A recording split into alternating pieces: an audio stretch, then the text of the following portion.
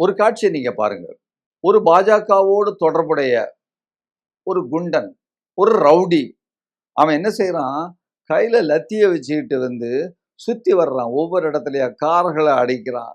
அவனை போன்றவர்கள் வன்முறைகளை தொடங்குவதற்கு காரணமாக அதாவது வன்முறைகளை தொடங்குவதற்குங்கிறது இல்ல. அவர்கள் தான் வன்முறையை நிகழ்த்துகிறார்கள். மாணவர்கள் அமைதியாக இருக்கிறார்கள். காவல்துறையிடம் பூச்செண்டுகளை கொடுக்கிறார்கள். பூக்களை, மலர்களை வழங்குகிறார்கள்.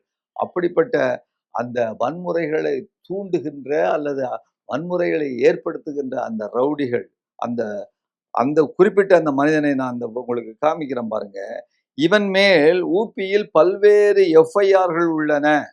ஊர்ல எவனெல்லாம் ரவுடியா இருக்கிறானோ அவனையெல்லாம் இந்த டெல்லி காவல்துறை கூட்டு இந்த இளைஞர்களை அடிக்க வைத்திருக்கிறது, கையிலே கம்பு கொடுத்திருக்கிறார்கள் என்று சொல்லும் பொழுது, கீழ்த்தரத்திலும் கீழ்த்தரமான ஒரு நிலைமைக்கு டெல்லி காவல்துறையும் அதனுடைய முதலாளிகளும் இறங்கி இருக்கிறார்கள்.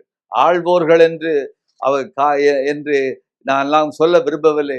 முதலாளிகள், அவருடைய முதலாளிகள் என்று இறங்கி இருக்கிறார்கள் என்றுதான் சொல்லது இன்றைக்கு வார்த்தைகள் வருகின்றன.